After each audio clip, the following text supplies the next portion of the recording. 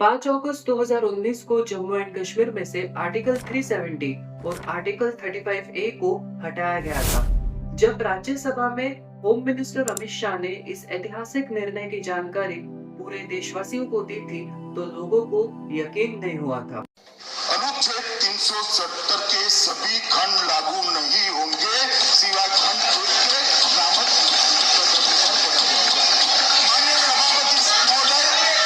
लेकिन दोस्तों, क्या थी आर्टिकल 370 की हिस्ट्री? इनफैक्ट क्या था आर्टिकल 370 और आर्टिकल 35A? और सबसे इंपॉर्टेंट बात, इन दोनों आर्टिकल को हटाने के बाद क्या इम्पैक्ट पड़ा? आइए जानते हैं आज के इस वीडियो में।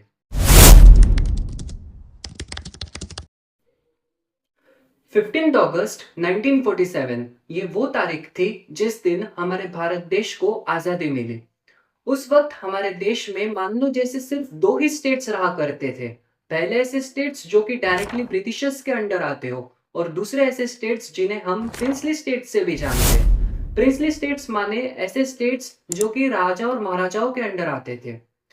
उस वक्त हमारे देश में कुल मिला के 565 प्रिंसली स्टेट्स थे, जिनका भारत के 40% इलाकों पे डायरेक्ट रोल था। अब जिस दिन पार्टीशन हुआ, तो जो स्टेट्स ब्रिटिशर्स के अंडर थे वो तो उन्होंने इंडियन गवर्नमेंट को दे दिए, लेकिन जो प्रिंसली स्टेट्स थे उनको मेनली तीन ऑप्शंस दिए गए थे। पहला, या तो वो आज़ाद रहे, स्वतंत्र रहे, इंडिपेंडेंट रहे। दूसरा, या तो वो पाकिस्तान में चले जाए, और तीसरा, या तो वो भारत में ही रुके। तो लगभग सभी प्रिंसली स्टेट्स ने इंस्ट्रूमेंट ऑफ एक्सेशन को साइन किया और कहा कि हमें भारत में ही रुकना है।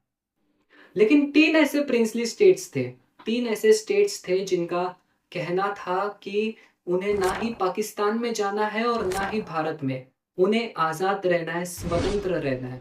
वो तीन स्टेट्स थे जूनागढ़, हैदराबाद और जम्मू एंड कश्मीर। उस वक्त जम्मू एंड कश्मीर के राजा महाराजा हरि सिंह हुआ करते थे। अब पार्टीशन के ठीक एक महीने बाद पाकिस्तान की सेना ने मिलकर जम्मू एंड कश्मीर पर कब्जा करने की कोशिश की। ये सब देख के हरि सिंह घबरा गए। उन्होंने भारत सरकार से मदद मांगने की भी कोशिश की, लेकिन तब भारत सरकार ने उनकी कोई भी मदद नहीं की, क्योंकि ना ही तब जम्मू एंड कश्मीर का विलय भारत में था और ना ही उन्होंने कोई इंस्ट्रूमेंट ऑफ एक्सेशन को साइन किया था। ये सब समझकर ठीक 26 अक्टूबर 1947 को हरि सिंह ने इंस्ट्रूमेंट ऑफ एक्सेशन को साइन किया, और तब जम्मू एंड कश्मीर का विलय भारत में हुआ और भारत सरकार ने उनकी पूरी मदद की। तब जाके जम्मू एंड कश्मीर की रक्षा, विदेश और संचार व्यवस्था पर कानूनी अधिकार भारत को मिला। लेकिन इसके बदले में जम्मू एंड कश्मीर को कुछ विशेष अधिकार भी दिए गए। अभी दोस्तों हम एक टाइमलाइन देख लेते हैं, ताकि जो भी इम्पोर्टेंट इवेंट्स हुए हैं उसका आपको एक क्लियर आइडिया मिल सके। हमारे टाइमलाइन की सबसे इम्पोर्टेंट डेट है 26 अक्टूबर 1947। इसी दिन गवर्नमेंट ऑफ इंडिया एंड राजा हरि सिंह में इंस्ट्रूमेंट ऑफ एक्सेशन साइन किया था। इसी दिन से जम्मू एंड कश्मीर इंडिया का पार्ट बन गया था। इसके बाद आते हैं 1949 में। देखिए दोस्तों, 1949 को कॉन्स्टिट्यूशन ऑफ इंडिया लिखा जा रहा था। ये वो साल था जिसमें कि आर्टिकल 370 को इंक्लूड किया था। इसके बाद है 26 जनवरी 1950। इस दिन से कॉन्स्टिट्यूशन ऑफ इंडिया एप्लीकेबल होना चालू हो गया था। इसके बाद आते हैं 1954 में। देखिए दोस्तों, आर्टिकल 370 और 35A में जो भी चेंजेस हो रहे थे वो एक प्रेसिडेंशियल ऑर्डर के थ्रू हो रहे थे, और ऐसा ही एक प्रेसिडेंशियल ऑर्डर तब पास किया था डॉक्टर राजेंद्र प्रसाद जी ने। इसके बाद है 17 नवंबर 1956। इसी दिन constitution of Jammu and Kashmir applicable होना स्टार्ट हो गया था।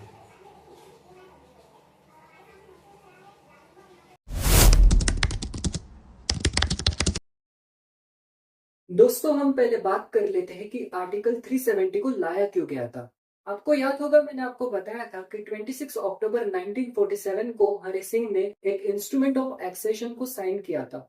उसके तहत उन्होंने कहा था कि हम जम्मू एंड कश्मीर में एक स्पेशल प्रोविजन लाएंगे। बस उसी चीज को फुलफिल करने के लिए आर्टिकल 370 को लाया गया था। आर्टिकल 370 जम्मू एंड कश्मीर को एक स्पेशल स्टेटस प्रोवाइड करता है। ये कहता है कि बाकी सारे जो भी लॉस है वो जम्मू एंड कश्मीर में एप्लीकेबल नहीं होंगे। इनफैक्ट इनके लिए कुछ नए लॉस बनाए जाएंगे। Article 370 is a temporary provision, not a permanent provision. यानी ये जो स्पेशल स्टेटस लोगों को दी जा रही है, ये सिर्फ कुछ समय के लिए। And article 370 can be removed, but how?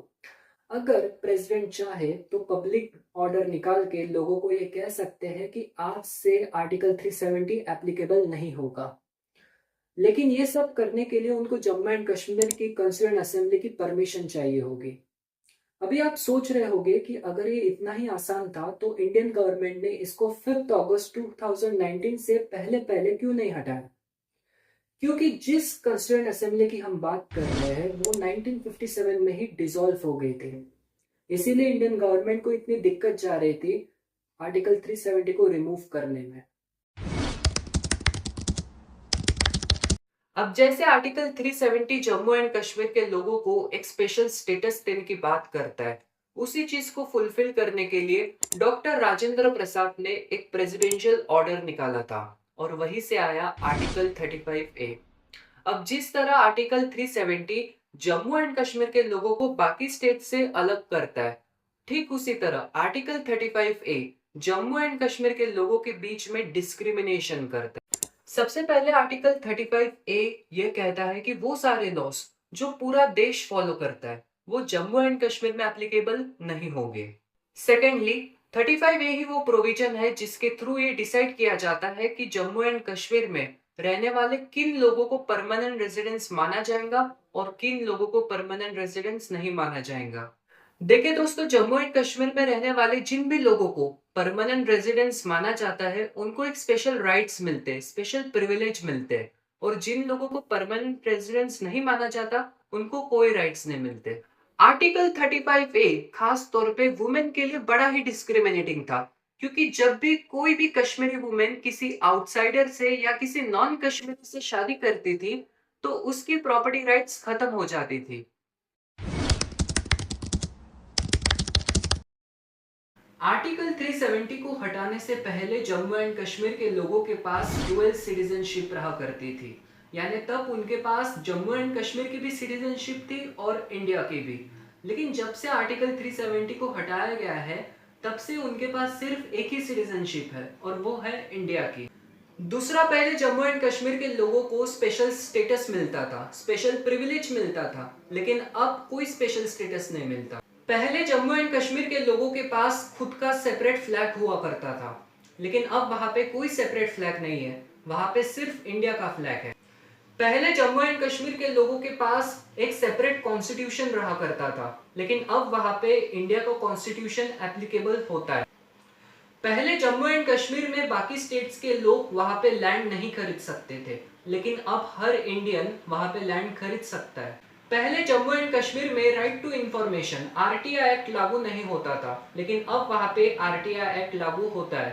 तो जैसा कि आप देख सकते हो दोस्तों कि जम्मू एंड कश्मीर पर आर्टिकल 370 और आर्टिकल 35A को हटाने से क्या क्या इम्पैक्ट पड़ा, क्या क्या चेंजेस है।